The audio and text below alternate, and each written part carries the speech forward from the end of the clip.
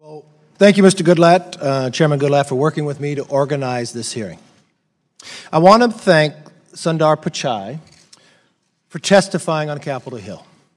We appreciate and note your willingness to travel here and answer our questions, first in a private setting in September and now in a public setting. Google is one of the most valuable companies in America because of what it does.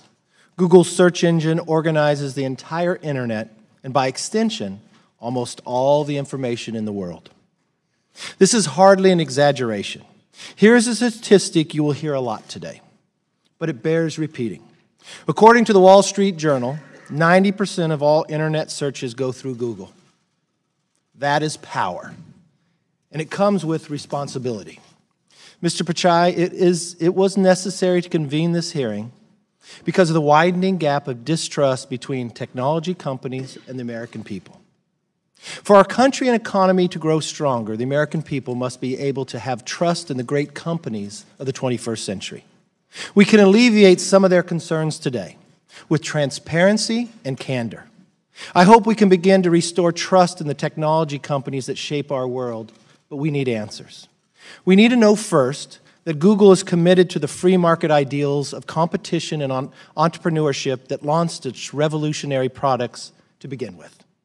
Second, we need to be sure that any political bias within Google's workforce does not creep into its search products. Third, we need to know that Google is living up to America's belief in free expression and human rights when it deals with foreign governments. Now, a word on the last subject.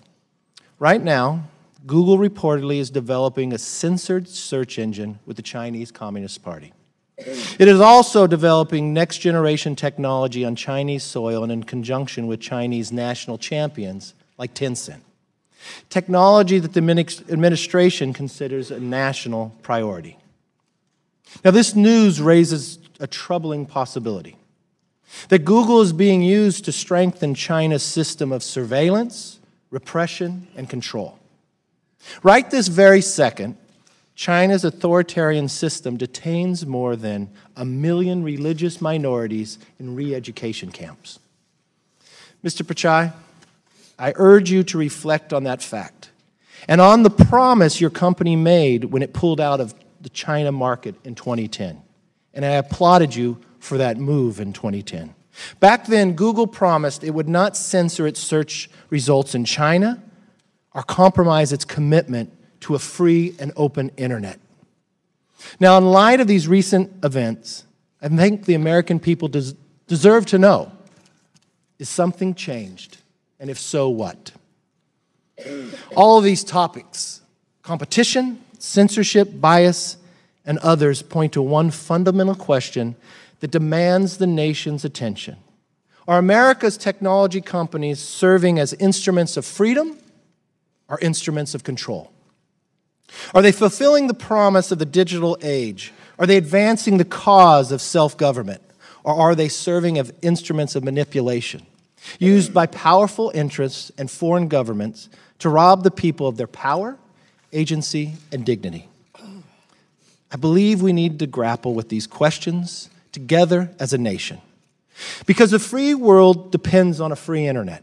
We need to know that Google is on the side of the free world, and that it will provide its services free of anti-competitive behavior, political bias, and censorship.